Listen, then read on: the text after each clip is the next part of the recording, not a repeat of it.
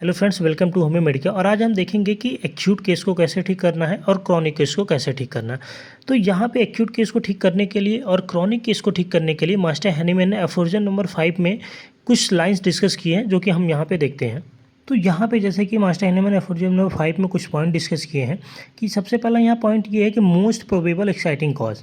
अब most probable exciting cause ये है कि मास्टर हैनीमैन कहते हैं कि अगर हमारे पास कुछ ऐसा एक्यूट केस आता है तो सबसे पहले हमें उसके एक्साइटिंग कॉज को देखना है।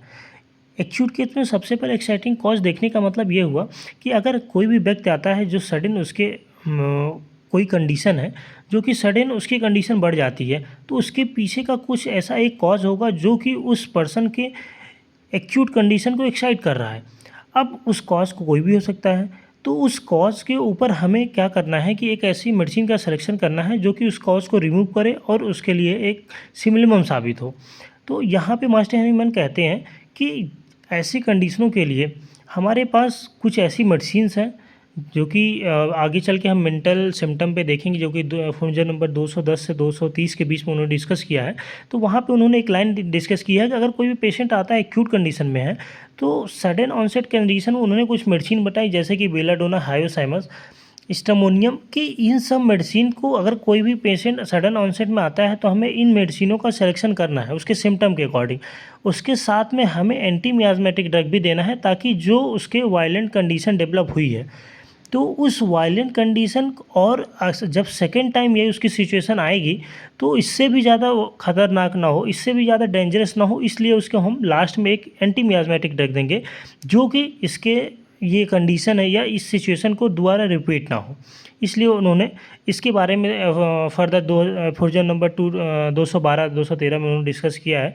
एक बार डिस्कस कर लेंगे हम आगे चल के। तो उनका कहना ही सिंपल सा है कि एक्यूट केस में हमें क्या करना है, एक्साइटिंग कॉज को देखना है कि ऐसा कौन सा कारण है जो पर्सन की सिचुएशन को एक्साइट कर रहा है, बढ़ा रहा है, या ऐसी कौन सी सिचुएशन है जिसकी वजह से पर्सन की बीमारियां डेवलप हो रही हैं, और उसके पीछे हम जाएंगे और उसका हम उस पर दवा देंगे तो हमारा एक्यूट केस कंडीशन जो है वो ठीक हो जाएगा। फिर यहाँ पर उन्होंने बोला अगर हमें क्रॉनिक केस ठीक करना हो तो उसके पीछे हमें सिग्निफिकेंट पॉइंट को ध्यान देना, most significant point in a whole history of the chronic disease. यानी कि हमें किसी भी क्रॉनिक केस को ठीक करने के लिए मोस्ट सिग्निफिकेंट पॉइंट को हमें ध्यान रखना है। अब इसके पीछे को उन्होंने बताया कि मोस्ट सिग्निफिकेंट पॉइंट के पीछे, यानी कि क्रॉनिक केस के पीछे जो कॉज होता है वो फंडामेंटल कॉज होता है। अब उनका कहना ये है कि अगर भी किसी भी क्रॉनिक केस के पीछे का जो कॉज है वो फंडामेंटल कॉज है, तो वो क्यों होता है? क्योंकि क्रॉनिक मियाज़म होते हैं। अब क्रॉनिक मियाज़म होते हैं तो जैसे सोरा साइकोसिस, सिफिलिस, किसी भी क्रॉनिक के डिसीज़ के पीछे का जो मियाज़म होता है वो तीनों होते हैं। उन्होंने बोला कि अगर किसी भी कारण की किसी भी मियाज़म के पीछे ये चीज़ है तो हमें क्या करना, हमें इन्वेस्टिगेशन करना है। क्या करना है कि इन्वेस्टिगेशन करना है उसके फिजिकल कॉन्स्टिट्यूशन के। अब उसके फिजिकल कॉन्स्टिट्यूशन पेशेंट के करना है कि जब कब करना है, जब वो पेशेंट क्रॉनिक केस में है। अब हमें ये देखना है कि उसके मोरल्स क्या हैं, उसके इंटेलेक्चुअल कैरेक्टर क्या है, उसके किस ऑक्यूपेशन में वो रहता है, वो किस जगह पे रहता है, उसके मोड ऑफ लिविंग क्या है, क्या करता है वो, उसके हैबिट्स क्या हैं, और उसके सोशल रिलेशन कैसे हैं, डोमेस्टिक रिलेशन कैसे हैं, एज क्या है, सेक्सुअल फंक्शन क्या है। तो इन सब को ध्यान में रखते हुए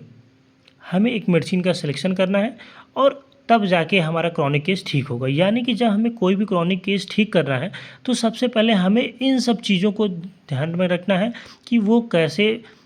उसके कॉन्स्टिट्यूशन क्या है, उसके मोरल्स क्या हैं, इंटेलेक्चुअल कैरेक्टर क्या है, वो क्या करता है, किस जगह पे रहता है, उसके हैबिट्स क्या हैं, उसके रिलेशन कैसे हैं, डोमेस्टिक रिलेशन कैसे हैं, एज क्या है, सेक्सुअल फंक्शन कैसा है। इन सब चीज़ों को ध्यान में रख कर के जब हम एक ऐसी मेडिसिन का सिलेक्शन करेंगे जो कि सिमिलम होगी, फिर जाके हमारा क्रॉनिक केस ठीक होगा। अब बहुत लोग कहते हैं ना कि एंटी मियाज़मेटिक ट्रीटमेंट करना, हमें एंटी मियाज़मेटिक ट्रीटमेंट कैसा होगा, जो कि इसलिए बोला जाता है कि जब इन सब चीज़ों को हम ध्यान में रखेंगे या इन सब चीज़ों को कंसीडर करेंगे और एक मेडिसिन का सिलेक्शन करेंगे तो हम एंटी मियाज़मेटिक ट्रीटमेंट कर सकते हैं। तो यहाँ पे सिंपल सा पॉइंट ये है कि अगर क्रॉनिक केस ठीक करना है तो मोस्ट सिग्निफिकेंट पॉइंट में ध्यान रखा जाएगा। अब क्रॉनिक केस में ठीक करने के पीछे के जो कारण होते हैं वो, या क्रॉनिक केस जो डेवलप होते हैं उनके पीछे का कारण होता है 3 मियाज़म होते हैं। और उसके साथ में जब हम इन सब मियाज़म को दूर करेंगे, वो कैसे दूर करेंगे, जब तक हम मोस्ट सिग्निफिकेंट पॉइंट के ध्यान में रखें, जब तक हम एक ऐसी मेडिसिन का सिलेक्शन नहीं करेंगे जो उसके मोरल्स में जो दिक्कतें आई हैं, जो उसके ऑक्यूपेशन में जिस जगह पे वो रह रहा है, अब जैसे मान लीजिए कोई ऐसा बेसमेंट या सेलार्स एरिया में रह रहा है, तो आप मेडिसिन कितना भी देते रहेंगे वो काम नहीं करेगी जब तक वो उस एरिया को नहीं रिमूव करेगा, जब तक वो उस सिचुएशन को नहीं रिमूव करेगा तब तक वो मेडिसिन अपना उतना अच्छा रिजल्ट नहीं दिखा पाएगी। उसके हैबिट्स और सोशल रिलेशन में, यानी कि कुछ ऐसी एक पॉइंट्स है, कुछ ऐसा एक ट्रिगरिंग फैक्टर है जो उसके हैबिट्स में, जो उसके सोशल रिलेशन में मतलब कुछ ऐसी सिचुएशन डेवलप कर रही हैं जिसकी वजह से उसकी हैबिट्स गड़बड़ है, उसके सोशल व्यवहार गड़बड़ है। तो इन सब व्यवहार के ऊपर, उनकी सोशल हैबिट के ऊपर, कि किसी का सोशल हैबिट अच्छा होता है, किसी का ख़राब होता है, तो उसके अकॉर्डिंग जब हम मेडिसिन का सिलेक्शन करेंगे तो हमारा जो